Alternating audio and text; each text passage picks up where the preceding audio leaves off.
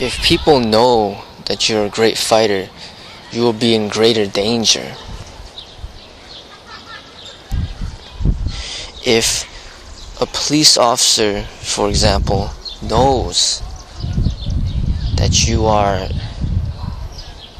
one of the #1 competition fighters and you happen to be a suspect,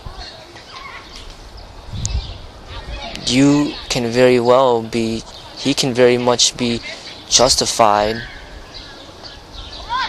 to even take your life if he feels that you are putting him in danger because of your history of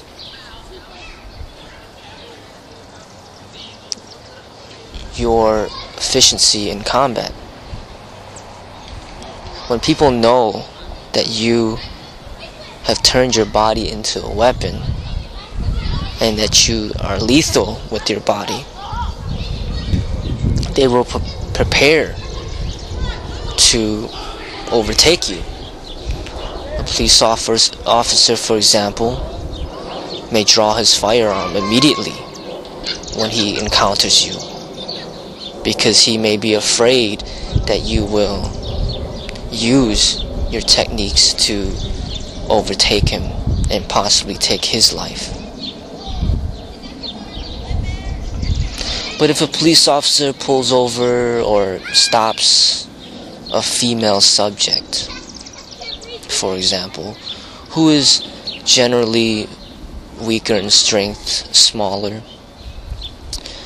they typically do not see women as much of a threat. So they may let their guard down.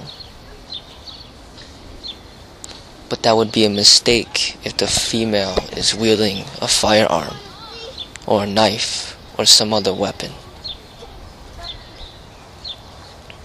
So when you exploit and you allow everybody to see how great you are and how much strength you have, you can very well likely be putting your life in greater danger, because now people are better able to prepare to encounter you if they want to encounter you. Even in a situation where not involving law enforcement, somebody may know that you are proficient in combat and that you're a great fighter. He may know this, and by knowing this, he may gather a lot of friends to come overtake you, or he may wield a weapon to overtake you. If you become famous, then you'll see a lot of these famous people end up having to get bodyguards because of this fame. Because people will come after you when they know you, and they know that you have a lot of money, they know that you're well known. There will be more people that will try to overtake you. Somebody who has political power, like the President of the United States, he needs bodyguards and Secret Service so that he can sleep at night, because there are many people that will wish to overtake him. And that's what happens when you become very powerful and people know that you are powerful. You put yourself in greater risk. In order to have the greatest power, you have to make it appear as if you have no power. But then you have great power. That is the most the greatest martial artist. Somebody that has power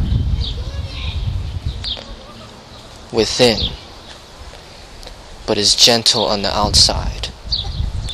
And by being gentle on the outside, people do not prepare to overtake this martial artist, because all they see is gentleness and peace, and they do not see a reason to prepare to overtake this individual.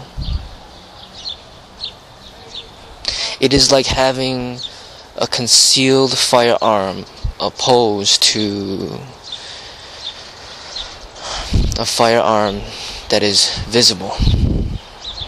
If you have a firearm that's visible, people will know how to prepare to overtake you. But if you have no visible firearm and it's concealed, during moments of danger, you have a greater chance of survival, because the person does not know your capabilities and what you are wielding and what you can do with your weapon.